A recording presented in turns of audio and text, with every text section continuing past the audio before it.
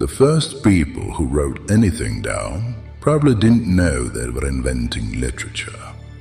They were accountants, which is funny if you think about it.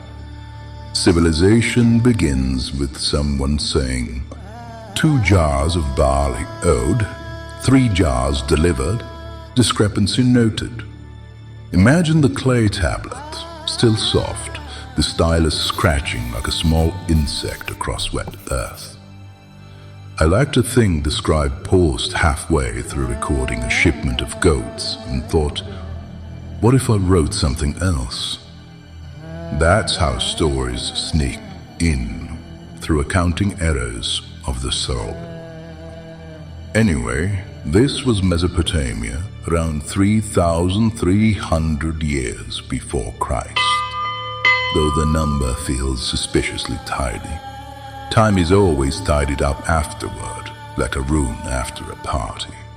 The symbols they used, little wedges pressed into play, started as numbers, then slowly became sounds. Numbers learned to speak. I suppose that's progress. But forgive me, I'm getting distracted already. This happens when I think about ancient things. My mind wanders like a goat that slipped its rope.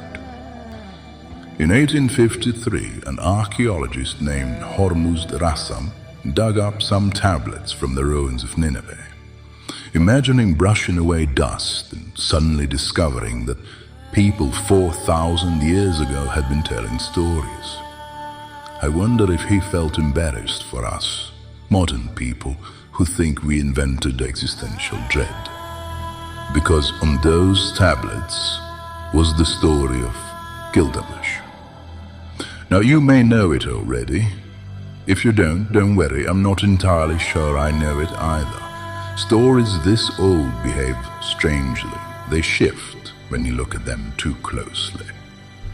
Gilgamesh was king of Uruk, and by all accounts, a terrible one. Oppressive, arrogant, the kind of ruler who thinks the city walls exist to echo his name.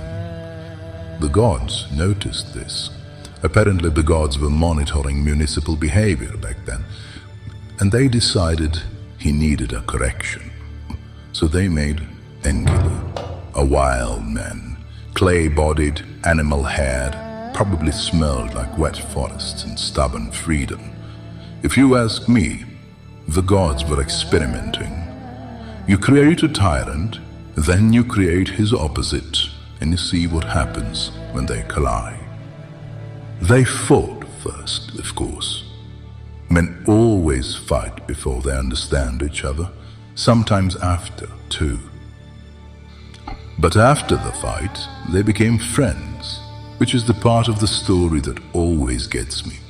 2 enemies discovering that the world is less unbearable together. I once had a friend like that, though we never fought monsters, only landlords and our own stupid ambitions. Actually, wait, let me check something. Sorry, that's my handwriting from a few years ago. I keep these little notes the way ancient scribes kept clay tablets. Future archaeologists will be disappointed. Anyway, Gilgamesh and Enkidu go off adventuring, killing monsters and irritating the gods, which is generally how heroic narratives operate. But the gods, as they tend to do, become annoyed with their own plot development. Enkidu must die. And when he does, Gilgamesh finally understands something. Mortality. That unpleasant memo that eventually reaches everyone. He panics, of course, begins searching for the secret of eternal life like a bureaucrat chasing a missing form. Somewhere there must be a document stamped immortality approved. Somewhere there must be a loophole. But there isn't. And this is where the story turns quiet. Gilgamesh comes back to Uruk, still mortal, still human, but wiser, supposedly. Now here's the pass where I should tell you what the story means. That's what narrators do. They translate myth into moral. But I'm suspicious of morals. They always sound like the conclusion someone reached long after the story stopped speaking. Instead, I'll tell you what I think happened. Somewhere in ancient Mesopotamia, a scribe pressed wedges into wet clay and wrote down the oldest surviving human confession. The life that you seek, you never will find. Neither immortality, nor certainty, nor whatever it is we think waits just beyond the next city wall. And yet, we keep writing, which is why you're here, hearing this thousands of years after a king who never found what he was looking for died.